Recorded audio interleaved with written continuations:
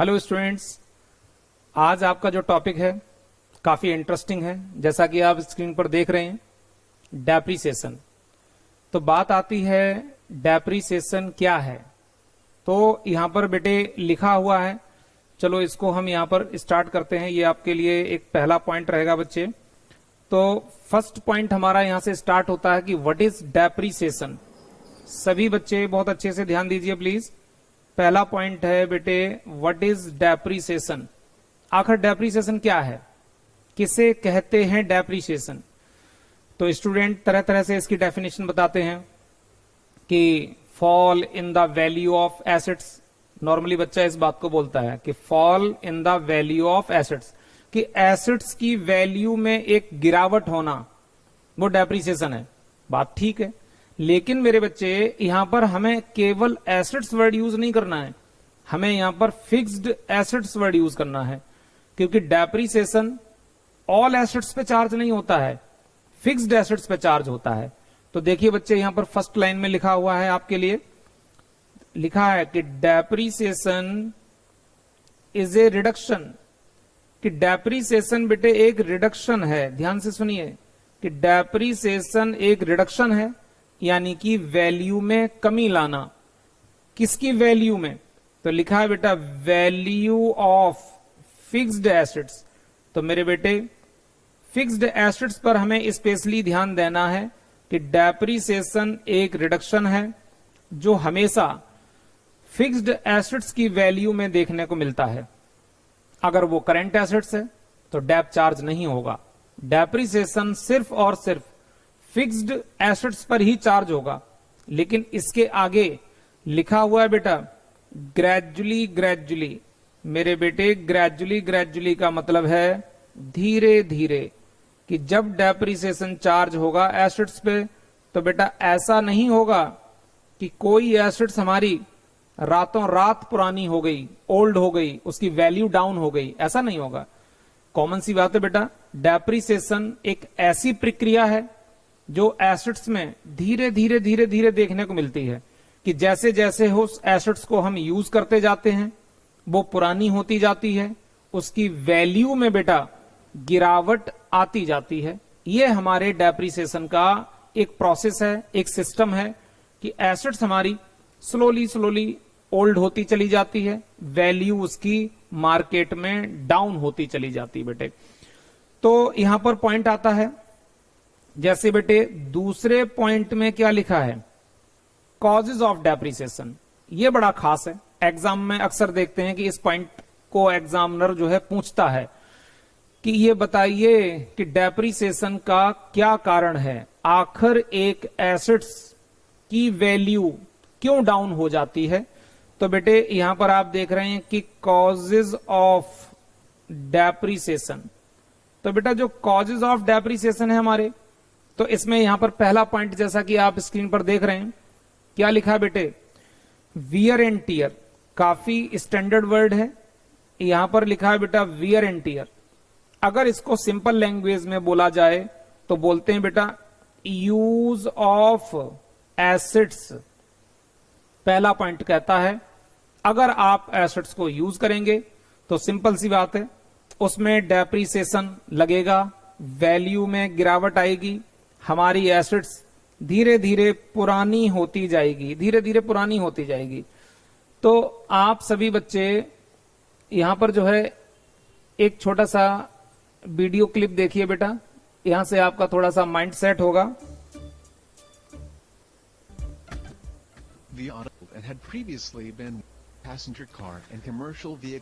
आप देख रहे हैं बच्चे स्क्रीन पर कि यहाँ पर एक कार मैन्युफैक्चरिंग इंडस्ट्री है, जिसमें देखिए बड़ी बड़ी लिफ्ट लगी हुई हैं, जिनके थ्रू इन कारों को उठा करके एक जगह से दूसरी जगह रखा जा रहा है, इनको मैन्युफैक्चर किया जा रहा है।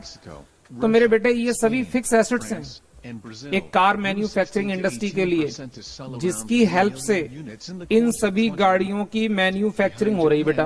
देखिए ध्यान से देखिए बेटे, तो आप सोचिए ये सभी मशीनरी यूज करने की वजह से कुछ समय में क्या हो जाएंगी, ये सारी लिफ्ट जो लगी हुई हैं, जिनकी हेल्प से आप देख रहे हैं कि इन गाड़ियों को उठाया जा रहा है, एक जगह से दूसरी जगह लेके जाया जा रहा है, क्या ये सारी लिफ्ट क्या बेटा 100 साल तक काम करती रहेंगी?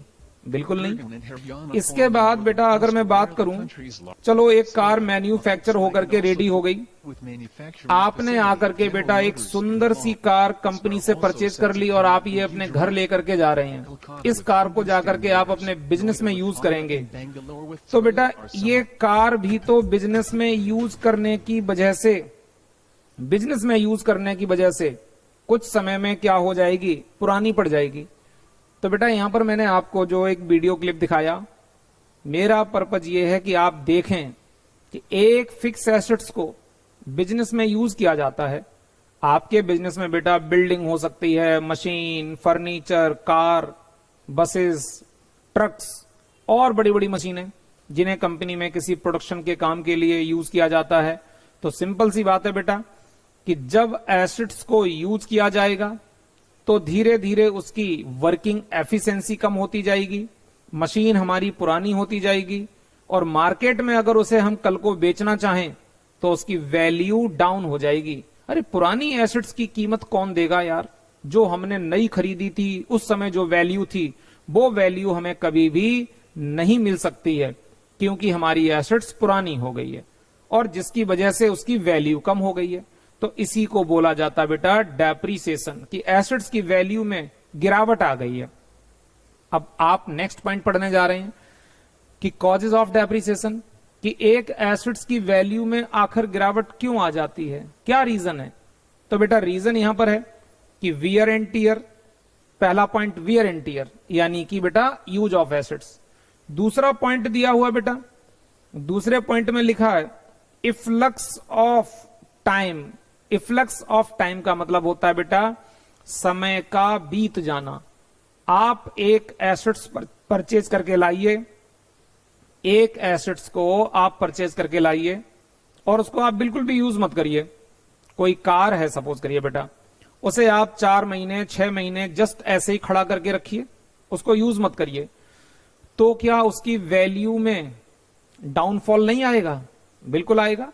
आप उसको मार्केट में बेचिए तो कोई भी कहेगा कि ये कार तो 6 महीने पुरानी है, इसका मॉडल पुराना हो गया, हम इसकी वैल्यू आपको 10 लाख रुपए नहीं दे सकते हैं।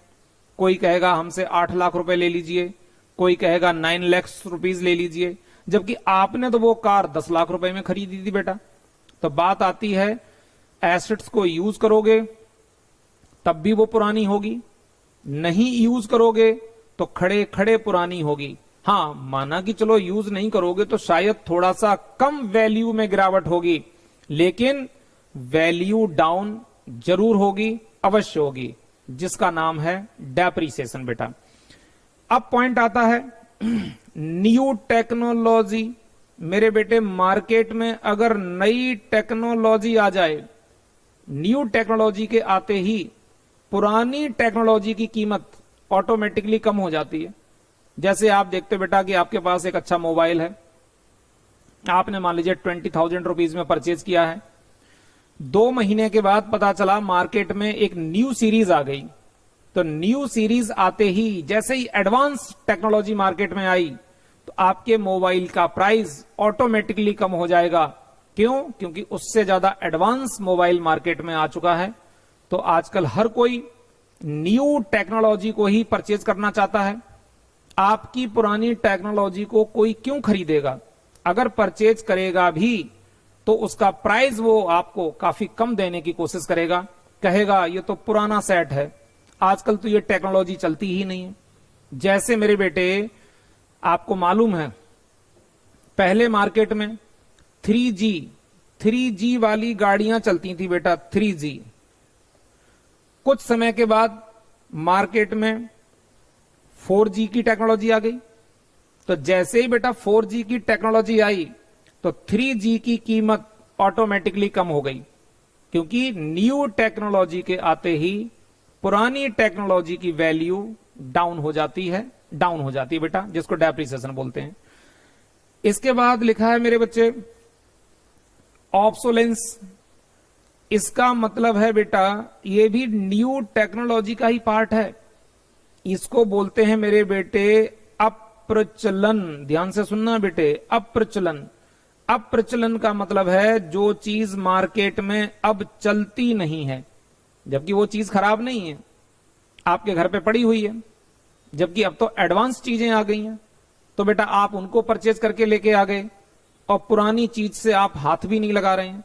तो एक न्यू टेक्नोलॉजी पुरानी टेक्नोलॉजी की चीजों को मार्केट से बाहर कर देती है, आउटडेटेड, ऑब्सोलेसेंस, अप्रचलन ऐसे बोला जाता है। तो बेटे एक एसेट्स की वैल्यू पर डेप्रिसिएशन क्यों लगता है? इसके रीजन है use of assets, efflux of time, या न्यू टेक्नोलॉजी का आना, या ऑब्सोलेंसिस कह सकते हैं बेटे, ठीक है। तो ये हमारे कुछ रीजन हैं जिनकी वजह से एक एसेट्स की वैल्यू ग्रेजुअली धीरे धीरे मार्केट में डाउन हो जाती है। इसके बाद बेटे अब हम नए पॉइंट पर चल रहे हैं। एक नया पॉइंट अगर यहां पर देखें तो बेटे यहां पर एक नया पॉइंट आपका आया, एसेट्स। बड़ा खास पॉइंट है बेटा, एग्जाम में ये बहुत आता है। Assets where depreciation not charged. क्या कह रहे हैं? कह रहे हैं वो कौन कौन सी एसेट्स हैं जिन पर डेप्रिसिएशन चार्ज होता ही नहीं है बेटा, डेप्रिसिएशन ही चार्ज नहीं होता है। तो सिंपल सी बात है, पहला पॉइंट है बेटे, लैंड पर डेप्रिसिएशन चार्ज नहीं होता है, जबकि लैंड मेरी फिक्स एसेट्स है, उसके बावजूद भी उस पर डेप चार्ज नहीं होता है। फिर आया बेटे करेंट एसेट्स। कह रहे हैं कि करेंट एसेट्स पे डेप चार्ज नहीं होता है। जाहिर सी बात है, करेंट एसेट्स हमारे पास शॉर्ट पीरियड के लिए होती है, यानी कि 1 साल से कम समय के लिए। करेंट एसेट्स पे डेप चार्ज नहीं होता है। अब करेंट एसेट्स कौन कौन सी हैं? वैसे तो उम्मीद करता हूं बेटे आप जानते होंगे, लेकिन चलिए फिर भी यहां पर मैंने लिखा, जैसे आपके बिजनेस का स्टॉक है बेटा, डेटर है, बीआर है, कैश एंड बैंक। तो करेंट एसेट्स का पार्ट है stock, debtor, BR, cash and bank, ये हमारी करेंट एसेट्स हैं, इन पर डेप चार्ज नहीं होता है। इसके बाद आया बेटे इन्वेस्टमेंट। अच्छे से याद करो, इन्वेस्टमेंट। तो इन्वेस्टमेंट हमारी एसेट्स है। जैसे फॉर एग्जांपल बेटा हमने 10 लाख रुपए के किसी कंपनी के मार्केट से शेयर खरीदे हुए हैं, मैंने 10 लाख रुपीज की मार्केट में इन्वेस्टमेंट की हुई है, या मैंने 10 लाख रुपए का गोल्ड खरीदा हुआ है। अब वो गोल्ड, वो शेयर हमारी एसेट्स हैं। अब ऐसा थोड़ी होगा बेटा आप कहोगे कि सर हमारे पास गोल्ड रखा है और गोल्ड धीरे धीरे जितना पुराना होता जा रहा है उसकी वैल्यू खत्म हो जाएगी। अरे ऐसे कैसे खत्म हो जाएगी? बल्कि बेटा इसके तो प्राइस बढ़ेंगे। और इन्वेस्टमेंट तो हम इस पर्पज के लिए करते हैं कि हमें कल को प्रॉफिट हो। हां, ऐसा कभी कभी होता है बेटा, मार्केट में शेयर के प्राइस डाउन हो गए, आपने 10 लाख रुपए के शेयर खरीदे थे, वो 9 लाख पे आ गए। कुछ दिन के बाद मार्केट थोड़ी अच्छी हुई तो हमारे शेयर 12 लाख रुपए पे पहुंच गए, 15 लाख पे पहुंच गए। तो हमारी इन्वेस्टमेंट का प्राइस मार्केट में मार्केट के अकॉर्डिंग अप एंड डाउन होता रहता है। तो इसे बेटा प्रॉफिट और लॉस बोलते हैं, डेप्रिसिएशन नहीं बोलते हैं। डेप्रिसिएशन का नेचर है हर वक्त धीरे धीरे डाउन जाना, नीचे जाना, वैल्यू गिरती ही चली जाती है। जैसे कोई कार है, कोई फर्नीचर है, कोई मशीन है, कोई बिल्डिंग है, जैसे जैसे पुरानी होती जाएगी उसकी वैल्यू गिरती जाएगी। मेरे बेटे कोई बच्चा ये मत सोचना सर जी बिल्डिंग की वैल्यू आप बता रहे हैं कि डाउन हो जाती है। अरे बिल्डिंग की वैल्यू तो बढ़ जाती है बेटा, बिल्डिंग की वैल्यू नहीं बढ़ जाती है। बिल्डिंग जिस लैंड पे बनी हुई है उस लैंड की वैल्यू बढ़ जाती है। इस वजह से आपको लगता है कि पापा जी ने कोई फ्लैट खरीदा था 10 मान लीजिए 50 लाख रुपए का, और वो कुछ समय के बाद 70 लाख का सेल हो गया। तो बेसिकली बेटा उस एरिया में जो डेवलपमेंट हुआ है, वहां की जो लैंड महंगी हो गई है, इस वजह से वो महंगा हुआ है। अदरवाइज फ्लैट तो आपका धीरे धीरे पुराना पड़ता जा रहा है, उसकी दीवारें कमजोर हो गई, उसकी छत कमजोर हो गई। तो परचेज करने वाला व्यक्ति ये देखता है कि इस एरिया में कितना डेवलपमेंट हो गया है, लैंड कितनी महंगी हो गई है, इन बातों को देखा जाता है। तो याद रखना कि जब हम अपनी एसेट्स को यूज करेंगे, या उसका समय धीरे धीरे बीत जाएगा तो वैल्यू में गिरावट आ जाएगी, ये डेप्रिसिएशन है। लेकिन आप अभी ये टॉपिक पढ़ रहे हैं कि वो कौन कौन सी एसेट्स हैं जिन पे डेप चार्ज नहीं होता है।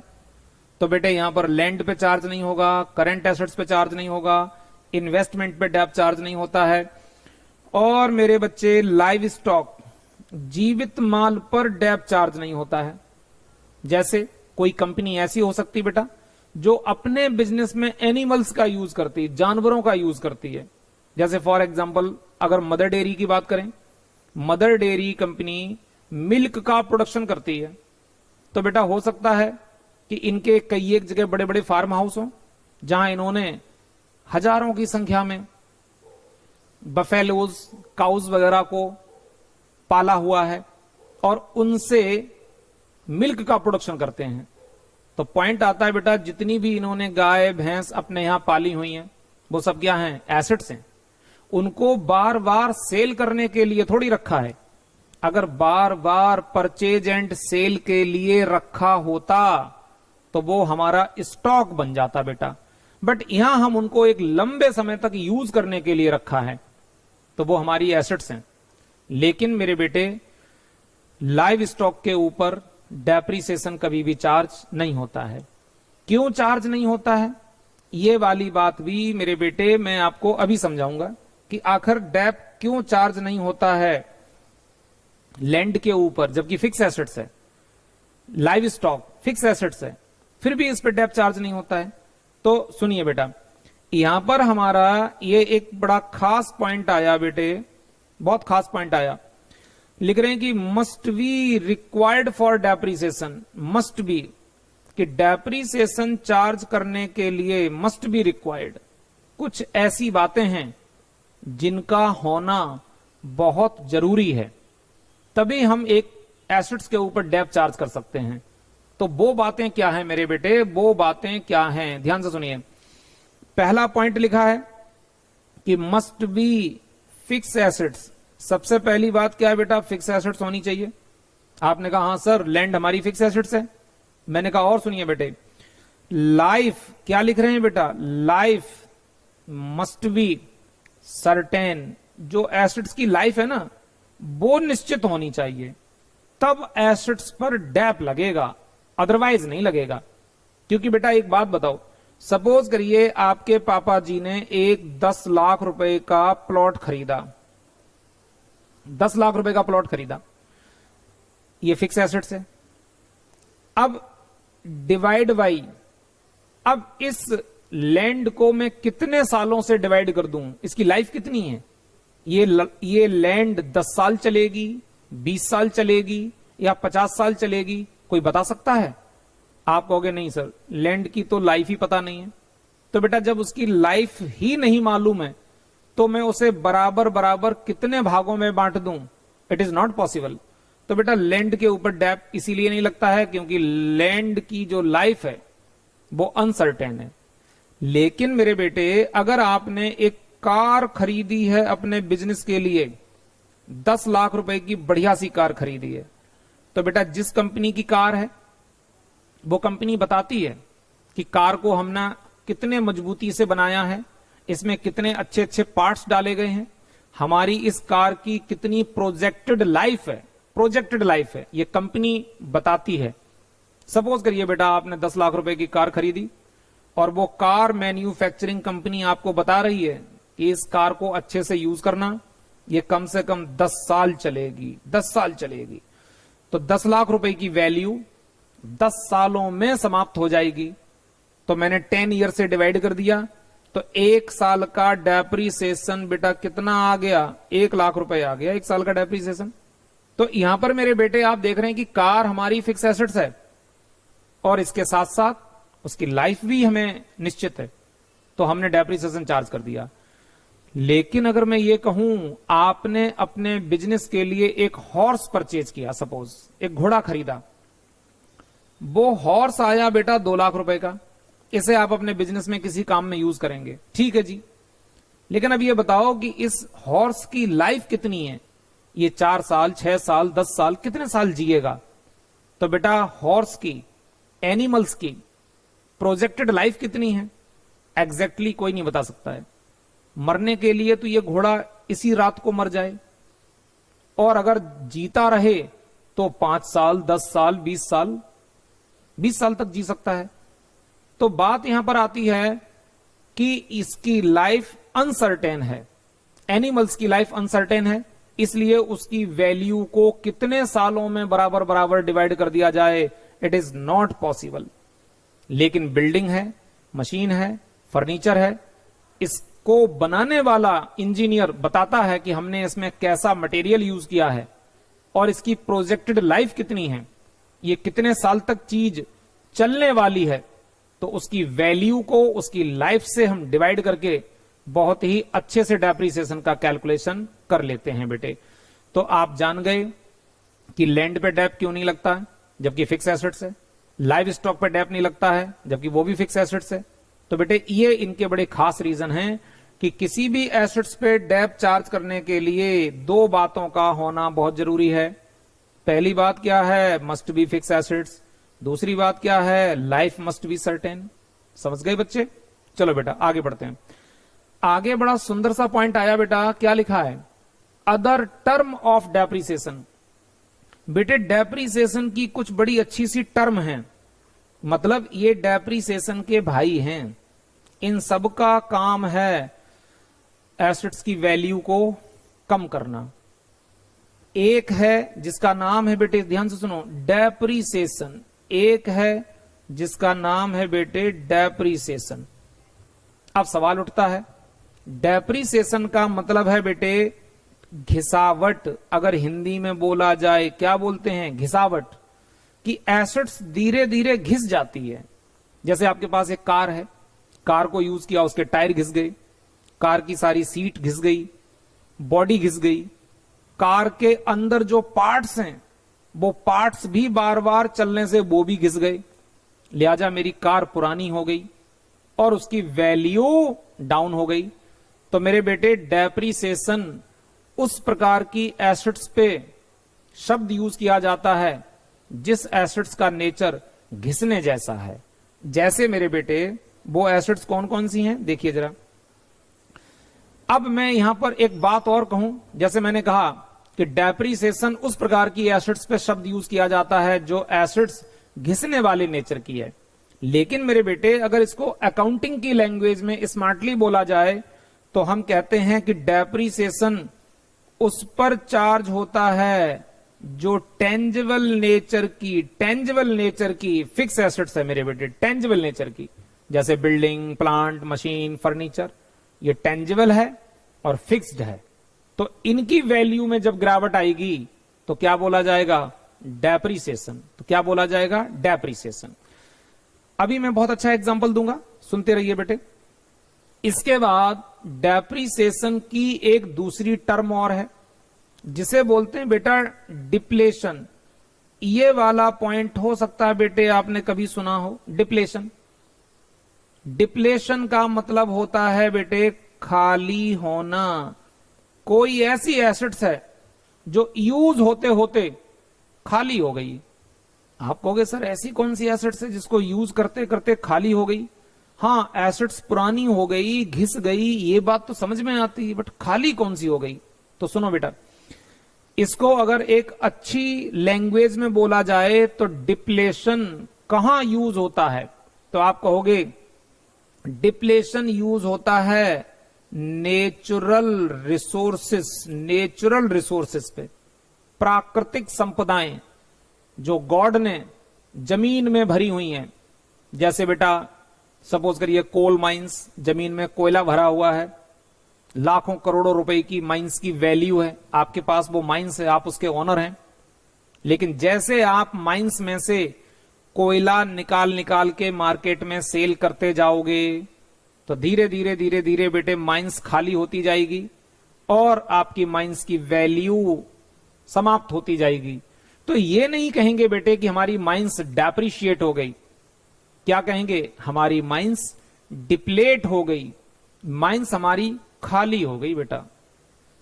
अब एक लाइन में बोलो तो आप कहेंगे डेप्रिसिएशन कहां लगता है, टेंजिबल फिक्स एसेट्स पे। डिप्लेशन कहां पर अप्लाई होता है, नेचुरल रिसोर्सेस पर। अब बेटा नेचुरल रिसोर्सेस के एक दो एग्जांपल ले लीजिए, जैसे कि स्क्रीन पर आप देख रहे हैं बेटा कि यहां पर बात आती है बच्चे, देखो जैसे टेंजिबल एसेट्स के एग्जांपल हमने लिखे हैं। टेंजिबल एसेट्स में क्या है बेटा, टेंजिबल एसेट्स में आपकी बिल्डिंग है, प्लांट है, मशीनरी, फर्नीचर, कार एटसेट्रा। ऐसी ही और भी बड़ी सारी एसेट्स हो सकती हैं, लेकिन एग्जांपल देने के लिए ये 4-5 पॉइंट काफी हैं। ये वाला पॉइंट एग्जाम में बहुत आता है। एग्जामिनर पूछता है what is the depreciation, depletion and amortisation, explain करिए। तो मेरे बेटे अभी आपने देखा यहां पर डेप्रिसिएशन, डिप्लेशन नेचुरल रिसोर्सेज पे अप्लाई होता है। इसके एग्जाम्पल हैं बेटे कोल माइंस, कोयले की खदान, ऑयल वेल यानी कि बेटे तेल के कुएं। जैसे आप जानते हैं कि जमीन में से कच्चा तेल निकलता है। हो सकता है बेटा कि आपके पास 1-2 ऑयल वेल हों जिनकी आज करोड़ों रुपए में वैल्यू है। आप जमीन में से ऑयल को प्रोसेस करते हैं, ऑयल निकाल करके मार्केट में सेल करते हैं।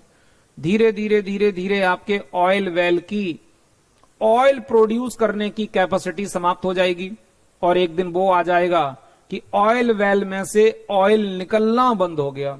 आप कहोगे मेरा ऑयल वेल समाप्त हो गया, बेकार हो गया, खाली हो गया। ये नहीं कहोगे कि मेरा ऑयल वेल घिस गया, डेप्रिशिएट हो गया। ये थोड़ी कहोगे, ये गलत लैंग्वेज है। सही शब्द क्या है, डिप्लेट। तो कोल माइंस की बात कर ली हमने, ऑयल वेल की बात कर ली। ऐसे ही बेटा स्टोन क्वेरी, पत्थर की खदानें। बेटा राजस्थान में आप देखते हैं पत्थर की खदानें हैं ढेर सारी। आपके घर में भी बेटा फर्श में अच्छा पत्थर लगा होगा, किचन में भी पत्थर लगा होगा।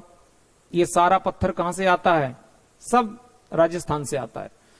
तो बेटे सपोज करिए आपके पास एक बहुत अच्छी सी स्टोन माइंस है जिसमें बहुत सुंदर बड़ा कीमती पत्थर निकलता है। आपने कई सालों तक वहां से स्टोन निकाला, प्रोसेस किया, मार्केट में सेल किया, बड़ा प्रॉफिट कमाया। लेकिन आज वहां से स्टोन निकलना बंद हो गया, वहां स्टोन समाप्त हो गया। तो आप कहेंगे बेटे कि मेरी स्टोन क्वेरीज डिप्लेट हो गई, समाप्त हो गई, खाली हो गई, उसकी कोई वैल्यू नहीं। इसी प्रकार से बेटे अब हमारी तीसरी टर्म आई। तीसरी टर्म को बोला जाता है बेटा अमोर्टाइजेशन। ध्यान से सुनिए, अमोर्टाइजेशन। आप कहोगे सर ये अमोर्टाइजेशन क्या है? तो बेटा अमोर्टाइजेशन का मतलब होता है परिशोधन। ये बड़ा टिपिकल हिंदी वर्ड है बेटा, परिशोधन। आप कहोगे सर जी परिशोधन क्या है? तो मैंने कहा बेटा इसको 1 मिनट के बाद बताएंगे। पहले ये समझ लीजिए कि अमोर्टाइजेशन अप्लाई किस पे होता है। ये अप्लाई होता है बेटा इंटेंजिबल एसेट्स पे। नाम सुना होगा बेटे इंटेंजिबल एसेट्स। इंटेंजिबल एसेट्स जैसे बेटा गुडविल है, पेटेंट है, ट्रेडमार्क है, कॉपीराइट है। ये सब हमारे बिजनेस की एसेट्स हैं। यानी कि बेसिकली ये लाइसेंस हैं बेटे, लाइसेंस। आपने किसी प्रोडक्ट का आपने पेटेंट करा लिया। सपोज करिए बेटे ये माउस है, आपने इस माउस की बहुत सुंदर सी डिजाइन बनाई, आपकी एक कंपनी है, और फिर आपने इसको पेटेंट करा लिया कि ये वाला माउस, ये वाली स्टाइल सिर्फ हम बनाएंगे, कोई और नहीं बनाएगा। सरकार ने कहा ठीक है, आप मेरे को 5 लाख रुपीस दीजिए, मैं आपको एक लाइसेंस देता हूं, ये सेम टू सेम प्रोडक्ट कोई दूसरा नहीं बनाएगा, आपकी मेहनत है, आप इसका बेनिफिट लेंगे। तो मेरे बेटे 5 साल के लिए सरकार ने लाइसेंस दे दिया, 5 लाख रुपीस ले लिए। तो जैसे जैसे बेटा समय बीतता जाएगा आपका वो लाइसेंस बेकार होता जाएगा। एक दिन तो वो जस्ट एक कागज का टुकड़ा रह जाएगा कि बेकार हो गया, इसका टाइम निकल गया। तो मेरे बेटे अगर आपने 5 लाख रुपए में कोई लाइसेंस लिया है, 5 लाख रुपए में, और वो 5 साल तक काम करेगा, 5 ईयर तक, तो इसको डिवाइड करोगे तो बेटा हर साल का डेप्रिसिएशन कितना आ गया, 1 लाख। तो मेरा लाइसेंस धीरे धीरे एवरी ईयर 1 लाख की वैल्यू के बराबर क्या हो जाएगा, राइट ऑफ। लाइसेंस है, ये ना घिसता है ना ये खाली होता है, बड़े संभाल के फाइल में रखा हुआ है बेटा, उसका क्या बिगड़ जाएगा? उसका समय समाप्त हो जाएगा। तो आप 1 साल में उसकी थोड़ी सी वैल्यू को राइट ऑफ कर देंगे, दूसरी साल में फिर उसकी थोड़ी वैल्यू को राइट ऑफ कर देंगे। तो इसी राइट ऑफ करने को अगर मैं हिंदी में बोलूं तो बेटा बोलते हैं परिशोधन करना। आप उस पर ध्यान मत दीजिए, ज्यादा टिपिकल है, बस इतना ध्यान रखिए। अमोर्टाइजेशन का मतलब है एसेट्स की वैल्यू को राइट ऑफ करना, और जो सिर्फ और सिर्फ इंटेंजिबल एसेट्स पे अप्लाई होता है। इंटेंजिबल एसेट्स के बेटे एग्जांपल यहां लिखे हैं, जैसे गुडविल है, पेटेंट है, पेटेंट राइट, इसके बाद बेटे कॉपीराइट, किसी बुक्स को बनाने का अधिकार आपके पास है। जैसे टीएस ग्रेवाल हैं, उन्होंने एक बुक बनाई, अब बुक बना करके बेटा उसका उन्होंने राइट ले लिया गवर्नमेंट से। तो अब टीएस ग्रेवाल की बुक की जो लैंग्वेज है, प्रेजेंटेशन है, जो क्वेश्चन है, डिट्टो सेम कोई दूसरा उसको प्रिंट करके मार्केट में नहीं बेच सकता है, क्योंकि जाहिर सी बात है टीएस ग्रेवाल के पास में उसका क्या होगा? कॉपीराइट होगा। अब सरकार ने लाइसेंस दिया, तो उस लाइसेंस की वैल्यू हर साल धीरे धीरे धीरे धीरे समाप्त होती जाएगी। आगे चल करके लाइसेंस को इन्हें दोबारा से फिर से रिन्यूअल कराना पड़ेगा बेटा, रिन्यूअल कराना पड़ेगा। तो हमारी एसेट्स कुछ समय में क्या हो जाती हैं बेटे? राइट ऑफ हो जाती हैं, क्योंकि उनका समय समाप्त हो जाता है। तो गुडविल, पेटेंट, कॉपीराइट और बेटे ट्रेडमार्क, ये ऐसी कुछ इंटेंजिबल एसेट्स हैं जिनके ऊपर अमोर्टाइजेशन वर्ड यूज किया जाता है। अब सुनिए एक अच्छी सी बात बेटा, डेप्रिसिएशन, डिप्लेशन, अमोर्टाइजेशन, ये तीनों ही डेप्रिसिएशन हैं। तीनों का काम है एसेट्स की वैल्यू को डाउन करना, लेकिन ये अलग अलग प्रकार की एसेट्स पे यूज होते हैं, इसीलिए बेटा इनके नाम भी अलग अलग रखे गए हैं, जबकि काम तीनों का एक ही है, एसेट्स की वैल्यू को डाउन करना। जैसे एक एग्जांपल देता हूं, सपोज करिए बेटे आप किसी मंदिर में जाते हैं और वहां कोई आपसे मिलता है, तो आप मंदिर में बोलते हैं कि जय श्री राम, राधे राधे, हरे कृष्णा, आप ऐसे शब्द यूज करते हैं मंदिर में। अगर आप गुरुद्वारे में जाते हैं तो गुरुद्वारे में जाकर के मुझे तो नहीं लगता आप राधे राधे कहते होंगे। गुरुद्वारे में आपका कोई दोस्त मिल गया, सपोज करिए सभी धर्म अच्छे हैं, आप कभी भी कहीं भी घूमने चले जाते हैं, लेकिन आप जगह का बड़ा ध्यान रखते हैं। गुरुद्वारे गए घूमने के लिए, कोई मान लीजिए वहां दोस्त मिल गया, तो आपने बड़े प्यार से उसको बोला सत श्री अकाल जी, तो देखो आपने वहां पर सत श्री अकाल शब्द यूज किया। मान लीजिए बेटे आप सपोज करिए किसी मस्जिद में जाते हैं, अब वहां मस्जिद में जाकर के क्या आप राधे राधे बोलेंगे? नहीं, आप वहां क्या बोलेंगे? अस्सलाम वालेकुम, अस्सलाम वालेकुम जी। तो कुल मिलाकर के मेरे बेटे राधे राधे बोलो, सत श्री अकाल बोलो, अस्सलाम वालेकुम बोलिए। यार तीनों बातें अगर देखी जाएं तो एक ही तो हैं, सिर्फ किसी भगवान को याद किया जाता है। हम किसी से थोड़ा दुआ सलाम कर रहे हैं, उस प्रभु को याद कर रहे हैं जो महाशक्ति है, एक ही है। तो कुल मिलाकर के बेटे इन तीनों बातों का मतलब एक ही है, लेकिन अलग अलग जगह होने की वजह से तीनों के नाम बदल गए, कहीं राधे राधे, कहीं सत श्री अकाल जी, कहीं अस्सलाम वालेकुम जी। तो उसी प्रकार से ये तीनों डेप्रिसिएशन है, ये तीनों डेप्रिसिएशन है, लेकिन इनकी जगह अलग अलग है। एक टेंजिबल एसेट्स है, दूसरा नेचुरल रिसोर्सेस है, तीसरे की बात करें तो इंटेंजिबल एसेट्स है, इसलिए इनके नाम भी बदले हुए हैं। तो बेटे आप याद करेंगे, डेप्रिसिएशन चार्ज होता है टेंजिबल एसेट्स पे, आपका डिप्लेशन अप्लाई होता है नेचुरल रिसोर्सेस पे, और एमोर्टाइजेशन अप्लाई होता है बेटा इंटेंजिबल एसेट्स पे। तो इनको अच्छे से याद करिए, एग्जाम में ये क्वेश्चन खूब आता है, तो प्रॉपर तरीके से ऐसे ही लिख करके दिखाएंगे आप, और विद एग्जाम्पल आप इनके नाम भी लिखेंगे कि ये किस पर अप्लाई होते हैं। चलिए बेटे अब एक लास्ट पॉइंट रह गया हमारे पास। लास्ट पॉइंट की बात करें बेटा, लास्ट पॉइंट की देखो, पॉइंट आया मेरे बच्चे कि यहां पर सपोज करिए अगर मैं कहूं बेटा कि मेथड्स ऑफ डेप्रिसिएशन, डेप्रिसिएशन के मेथड कितने हैं, डेप्रिसिएशन के मेथड कितने हैं। वैसे तो बेटा मैंने यहां पर 8 मेथड लिखे हैं, मतलब कुल मिलाकर के डेप्रिसिएशन के नॉर्मली 8 मेथड होते हैं, ठीक है।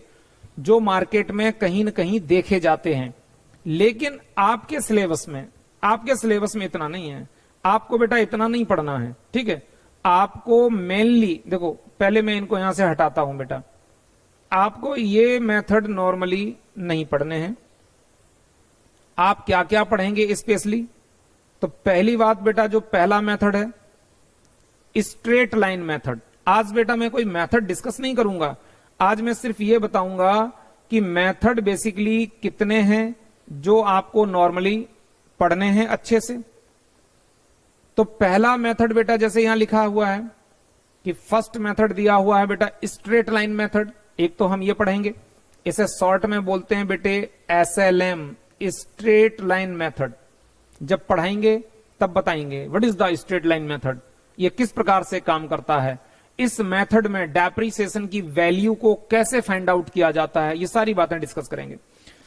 दूसरा लिखा हुआ है मेरे बच्चे WDV मेथड, यानी कि written down value method, short में बोलते हैं बेटा WDV मेथड, ऐसे भी बोला जाता है रिटेन डाउन वैल्यू मेथड। इसके बाद बेटे हम यहां पर एक और पढ़ सकते हैं जिसका नाम है बेटे चेंज इन मेथड। बेटा चेंज इन मेथड का मतलब नॉर्मली कि कोई बिजनेसमैन पहले स्ट्रेट लाइन मेथड यूज करता था और कुछ समय के बाद उसने अपने मेथड को WDV में कन्वर्ट कर लिया, यानी चेंज हो गया। ये चेंज कैसे होगा ये सिखाया जाएगा।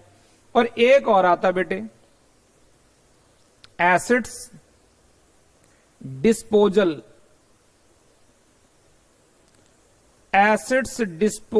मेथड। बेटा एसेट्स डिस्पोजल मेथड, तो मेरे बच्चे आप जो है अपने सिलेबस के अकॉर्डिंग मेनली एक पढ़ेंगे स्ट्रेट लाइन मेथड और एक पढ़ेंगे बेटा आप WDV मेथड, और एक डिस्कस किया जाएगा बेटा आपका ये चेंज इन मेथड, और एक रहेगा एसेट्स डिस्पोजल मेथड। तो बेटे ये 4 मेथड हैं जो आपके एग्जाम के लिए बहुत यूजफुल हैं। तो आज मेरे बच्चे आपका ये बेसिक टॉपिक कंप्लीट हुआ है डेप्रिसिएशन का। इसको बार बार रिवाइज करिए, जितना रिवाइज करेंगे कंसेप्ट उतना क्लियर होगा, तो फिर मेथड्स आगे जब हम डिस्कस करेंगे तो बहुत अच्छे से समझ में आएंगे।